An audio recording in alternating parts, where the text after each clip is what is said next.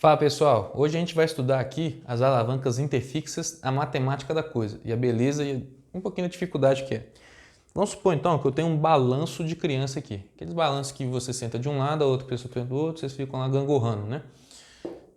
Nesse caso do balanço aqui, a gente sabe o seguinte, se você coloca um gordinho lá para poder balançar, o gordinho ele senta numa ponta aqui. Então você coloca o gordinho aqui, vou representar o gordinho como uma caixa que é mais fácil. A balança vai e desce, o balanço vai e desce. Então, para você conseguir colocar e equilibrar ele, você teria que ter alguém com o mesmo tamanho, com o mesmo peso, com a mesma massa que ele. Senão o gordinho sempre vai ficar para baixo, assim, né? E o magrinho sempre vai ficar suspenso lá. Então, aí você olha assim, a física não ajuda, né? Sempre vai deixar o gordinho não podendo brincar. Não. O que você pode fazer para compensar? Se você coloca ele aqui na ponta, é intuitivo que para você conseguir equilibrar esse balanço aqui, deixar ele exatamente no meio, e não só favorável para baixo aqui, você precisa de um outro gordinho do mesmo tamanho, das mesmas proporções no outro extremo, não é? Intuitivamente é isso, para equilibrar as coisas. Só que não existe outra criança do tamanho dele. Então o que você faz? Pede ele para fechar a boca? Não, vão respeitar, mas entendemos que saúde é bom também. Então o que você vai falar para o gordinho? Ou vão respeitar, né? O que você fala para difícil de dizer. O que você fala para a pessoa que está mais avantajada ali?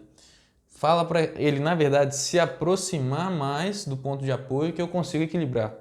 Olha assim, mentira. Vai dar. O que acontece? Aqui, olha, vamos colocar matemática no meio. Vamos supor que eu tenho aqui uma alavanca, ou eu tenho aqui um balanço de peso desprezível. Porque existe uma outra situação em que o peso vai ser aprazível, né? Vai ser importante. Mas o peso é desprezível porque eu não quero que seja tipo assim, um balanço muito pesado, ou então um trem de ferro cabuloso. Não, é só um material que não interfere muito o peso, em comparação com as crianças que estão mexendo lá. Beleza, tem isso aqui. Eu coloco a pessoa, e vamos supor que ele tenha 2 metros de balanço. Eu coloco aqui a pessoa, a criança, no extremo. Dividir ao meio, porque eu coloquei o ponto de apoio no meio, o eixo no meio. Então, se eu dividir ao meio, eu sei que eu tenho aqui 1 metro para cada lado. Então, se eu coloco, por exemplo, a criança no extremo aqui, e vamos supor que a criança seja mais avantajada, né? Tenha 70 quilos aqui. Então, nesses 70 quilos aqui, ela vai produzir uma força, um peso, o peso é apontado aqui para o centro da Terra, de 700 newtons. Como eu coloquei uma força, que é o peso dela, de 700, numa extremidade do braço aqui, o ponto de apoio está aqui, porque as coisas vão rotacionar em torno disso, as coisas rotacionam em torno desse ponto, então posso calcular o torque produzido por essa força. O torque produzido por ela vai ser a força vezes a distância que se encontra. O torque é 700 vezes a distância aqui, que é 1 metro que se encontra da alavanca aqui, do eixo. Então, o seu torque é de 700 newtons por metro. Então, beleza. Para eu conseguir equilibrar ele, eu preciso produzir um torque do outro lado de 700 também. Porque o torque que eu produzi, a rotação, o sentido que eu estou produzindo aqui, olha, e como eu estou mexendo com rotação, coisas circulares, circunferências ou coisa do tipo, eu tenho que pensar em sentidos horários e anti-horários. Esse sentido que vai girar aqui é o sentido horário. Só pensar no relógio, é o sentido que o relógio vai. Então, é o torque produzido aqui no sentido horário. Então, o torque no sentido horário é esse. Poderia até colocar mais uma criança, aquele balanço de 2 crianças. Se eu colocasse mais uma criança aqui, produziria mais um torque, contribuiria mais ainda o torque aqui para o sentido horário. Mas no caso, estou mexendo só com um. Beleza. Então, nesse lado aqui, eu preciso compensar e colocar alguém que produza um torque de 700. Só que qual que é o problema? Se eu estou pensando em colocar alguém que tem um peso menor, o meu braço deveria ser maior para compensar. Porque para eu conseguir equilibrar, eu só consigo colocar do mesmo peso para cá, no mais extremo, porque é o mais pesado. Porque, por exemplo, se eu coloco alguém aqui mais magrinho, do tipo de 50 quilos, esse mais magrinho produz um torque aqui, olha, uma força de 500 newtons, como se encontrar 1 metro aqui, produz um torque de vezes 1, 500 newtons vezes metro. Então você tem 700 rodando para baixo, para cá, né, para o sentido horário. Esse torque produzido aqui vai rodar um torque de 500 no sentido anti-horário, porque esse sentido agora que está querendo girar para cá é anti-horário. E você só consegue ter equilíbrio se o torque no sentido horário for igual ao torque no sentido anti-horário. Se esses dois torques forem iguais, você está em equilíbrio. O balanço não favorece ninguém. Mas nesse caso, o sentido horário e anti-horário. Nesse caso não foi, porque eu tenho 500 no sentido anti-horário e 700 para cá. Então, ia subir. Então, qual que é a estratégia? Bom, eu posso até deixar a criança de 50 kg lá, ou seja, o torque que eu estou produzindo aqui no sentido anti-horário de 500 pode até permanecer, desde que eu peça de 70 kg se aproximar mais do eixo. Porque se ele se aproximar mais do eixo, ele vai produzir um torque menor, porque a distância vai ser menor, então o torque vai ser produzido vai ser menor. Aí que me vem a pergunta então, beleza, vamos mudar a situação. Eu quero equilibrar, eu sei que antes não dava. Por isso que se você tem um objeto mais pesado possível, você tem que deixar ele mais próximo do eixo se você tem outros objetos menos pesados para equilibrar do outro lado. Você não joga ele para os extremos, né? Então, o que você faz? Bom, eu vou fazer o seguinte, vou tirar ele daí e vou colocar ele em algum lugar aqui para equilibrar. Aí, normalmente, os exercícios vão fazer isso.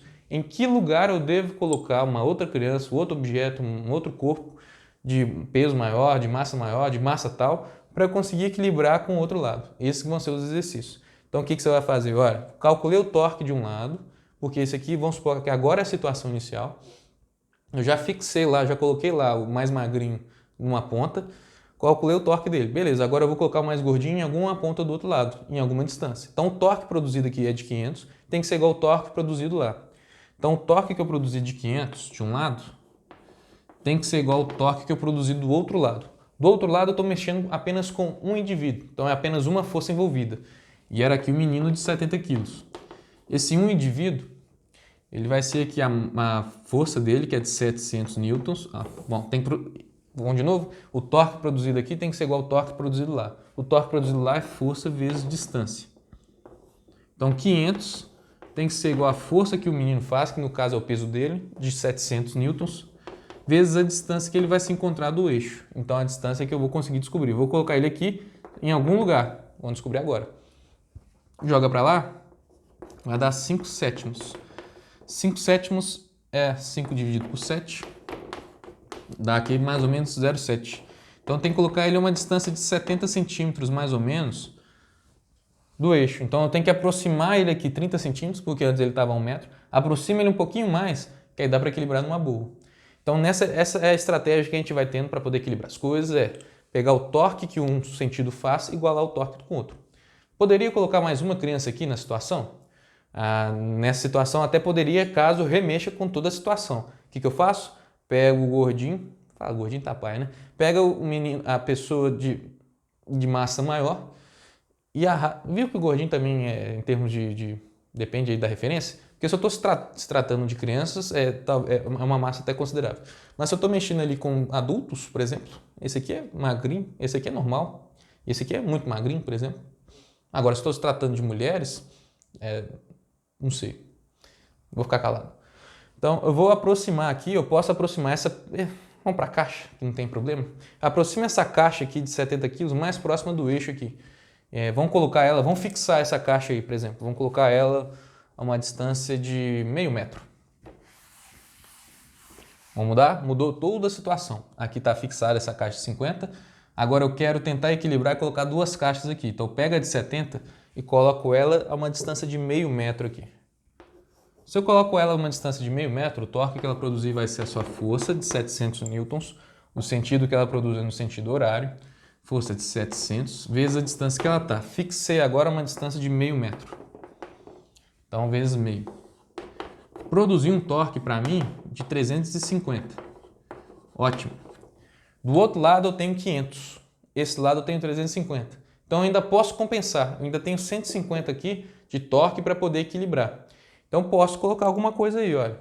Eu tenho 150 de torque para poder equilibrar. Então posso colocar aqui 150 é igual a força vezes distância.